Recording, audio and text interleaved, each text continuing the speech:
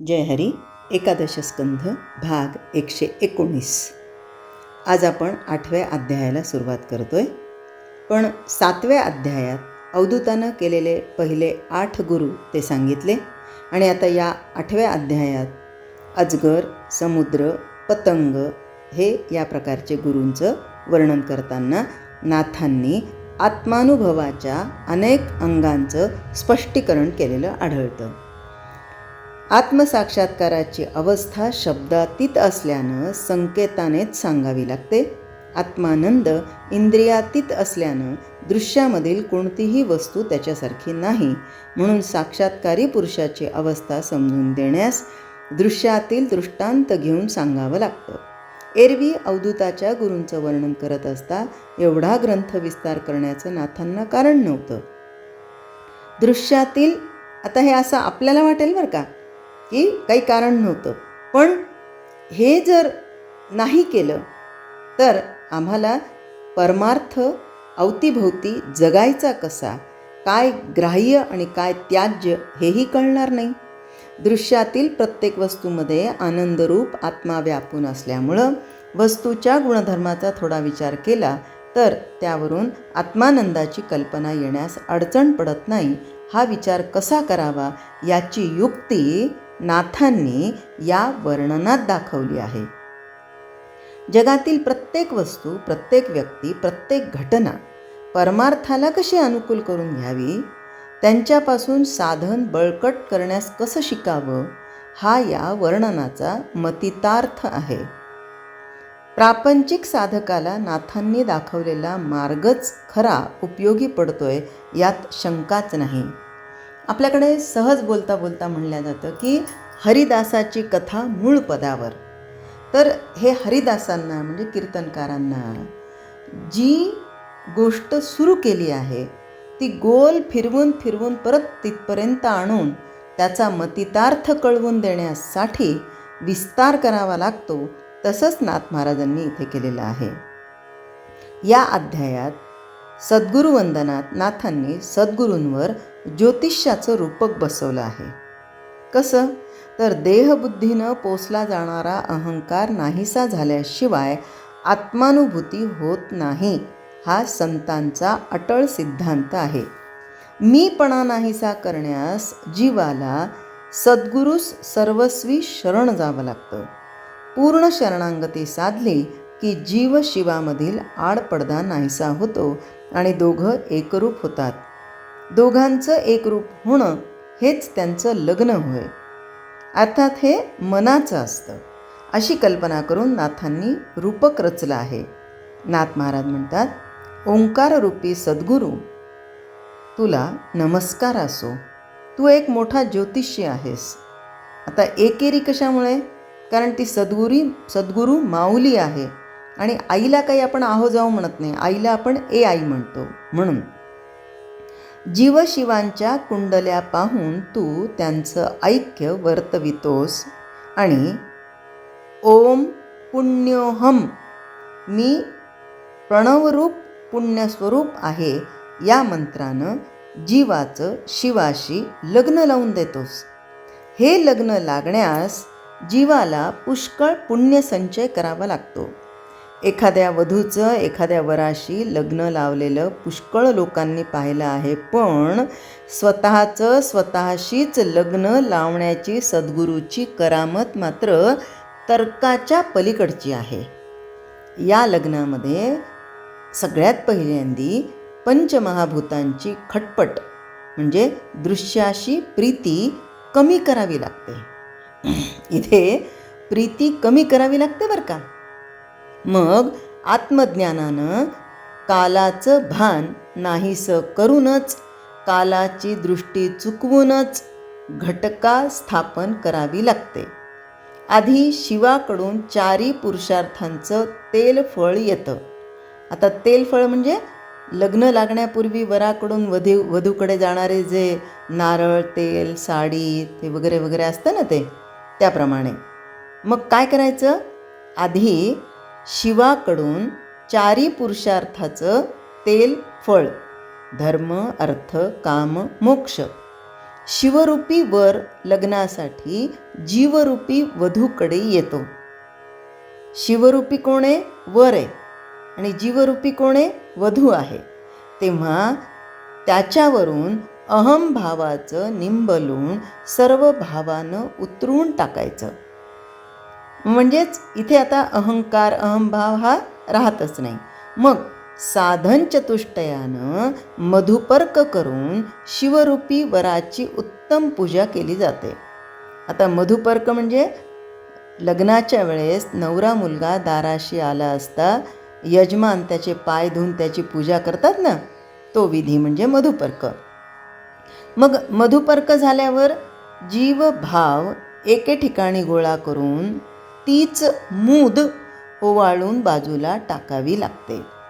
आता लग्नामध्ये नाही का त्याच्यावरून मूद ओवाळतात, पण आता याच्यामध्ये या जीवाशिवाच्या लग्नामध्ये मधुपर्क झाल्यावर मूद ओवाळायची, पण ती कशाची? जीव भाव एके ठिकाणी गोळा करून तीच मूद ओवाळून बाजूला टाकावी लागते. वधूने म्हणजे जीवाने विषय सुख मागे टाकलं, त्याच्याच वराच्या म्हणजे शिवाच्या पायतळी पायघड्या घातल्या समजाव्या. आता पायघड्यांवरून काय होतं? तर तो नवरदेव चालत येतो. मग या वधूनी पायघड्या टाकायच्या, पण कशाच्या? आता ही वधू म्हणजे कोण? तर जीव. मग जीवाजवळ सगळ्यात मोठं काय आहे? तर विषय सुख.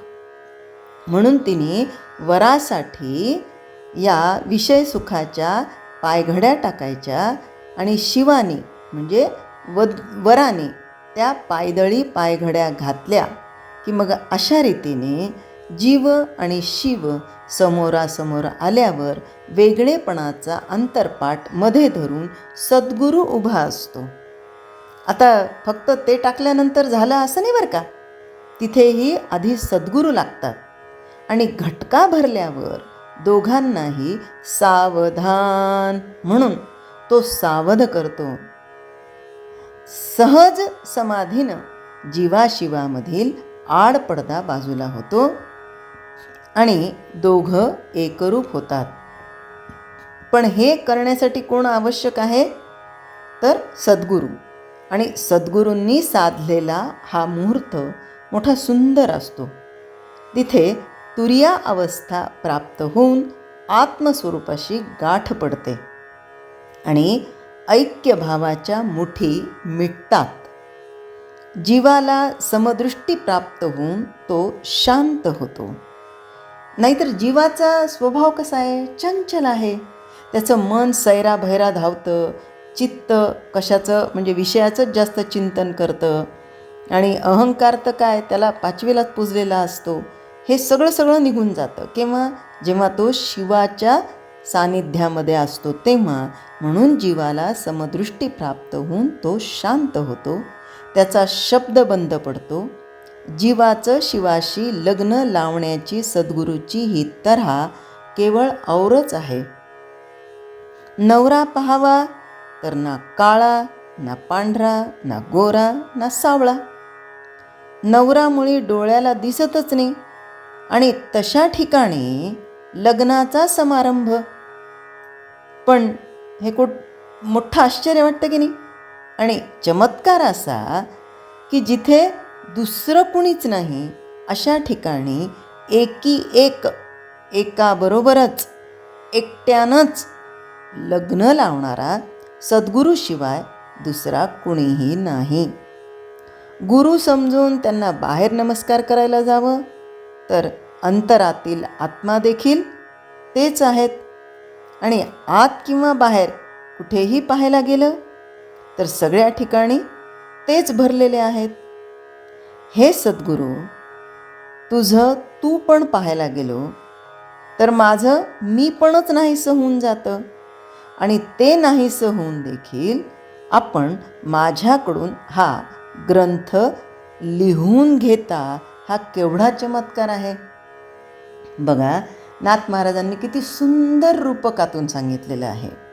जीवाशिवाचं ऐक्य साधल्या गेल्यावर परत लिखाण करणारा महा सद्गुरू आहे का मी आहे? तर सद्गुरूच आहे. पण तरीही तुम्ही मला माध्यम बनवून माझ्याकडून हा केवढा मोठा चमत्कार करून घेताय की ग्रंथाचं लिखाण करून घेताय. आणि साधू संतांचं असंच असतं. आता नाथ महाराज हे काही साधेसुधे होते का? भानुदासाचे कुळी महाविष्णूचा अवतार, स्वतःच ते विष्णुरूप, पण सद्गुरूंची सेवा करण्याचं अहो भाग्य त्यांना पहिल्या जन्मामध्ये, म्हणजे जेव्हा ते माऊलींच्या जन्मामध्ये होते, मग माऊली तरी कोण होते? माऊली पण विष्णूचाच अवतार होते. आणि त्यावेळेस जेव्हा माऊली संजीवन समाधी घेत होते ना, त्यावेळेस एका हाताला पांडुरंगाने धरलेलं होतं विवरात उतरताना आणि एका हाताला निवृत्तीनाथांनी धरलेलं होतं. तर उतरता उतरता माऊलींचे डोळे पाणावले. कुणाकडे बघून? निवृत्तीनाथांकडे बघून. आणि निवृत्तीनाथांकडे बघून जेव्हा त्यांचे डोळे पाणावल्या गेले तेव्हा पांडुरंग म्हणतात, ज्ञानोबा, हा तर निर्णय तुमचाच ना. मग आता समाधीस्थ होता होता मायेमध्ये अडकलात, विचार बदलला. त्यावेळेस माऊली म्हणतात, नाही पांडुरंगा, तू म्हणजेच मी आणि मी म्हणजेच तू, हे जरी मला मान्य आहे तरी या इतक्या कमी आयुष्यामध्ये मला माझ्या सद्गुरूंची सेवा करायला खूप कमी कालावधी मिळाला, त्याची खंत वाटते. त्यावेळेस पांडुरंग म्हणाले होते की ज्ञानोबा, ही तुझी इच्छा पुढच्या जन्मात पूर्ण होईल. आणि म्हणून या जन्मामध्ये शांतीब्रह्म एकनाथ महाराज यांना त्यांचे सद्गुरू जनार्दन स्वामी यांची सेवा करण्याचा कालावधी खूप जास्त मिळाला. आणि त्या जन्मामध्ये माऊलींचं आयुष्य अवघं 20-21 वर्षाचं, आणि या जन्मामध्ये तेच आयुष्य जवळजवळ 67-68 वर्षापर्यंत ते जगले. आणि ती जी इच्छा होती सद्गुरूंच्या सेवेची, ती इच्छा या जन्मामध्ये पूर्ण करून घेतली. आणि म्हणून इतके मोठे महान संत असूनही, भगवंताचा अवतार असून, भगवंतच असूनही ते सगळं श्रेय आपल्या सद्गुरूंना देतात. आणि म्हणून ग्रंथ लिहून घेणारा हा माझा सद्गुरू आहे. हा केवढा मोठा चमत्कार माझ्याकडून ते करून घेत आहेत. जर नाथ महाराज असं म्हणत असतील तर या वैखरी वाणीतून माझे सद्गुरू हा ग्रंथ वाचन करून घेत आहेत. त्यामध्ये वेगवेगळ्या विषयांवर वेगवेगळं चिंतन घडतं, वेगवेगळे दृष्टांत आठवतात. ही सुद्धा माझ्या सद्गुरू शांतीब्रह्म श्रीमंत संत श्री एकनाथ महाराज यांची खरोखरच कमालच आहे, नाही का? जय हरी. स्तोत्र मंत्र संपूर्ण भगवद्गीता, एकनाथी भागवत, भजन, भक्तिगीतं, डोहाळे, पाळणे, उखाणे व महिलांसाठी खास किचन टिप्स, हे सर्व पाहण्यासाठी माझ्या यूट्यूब चॅनलला एकदा नक्की सबस्क्राईब करा. आणि हो, लाईक व शेअर करायला विसरू नका.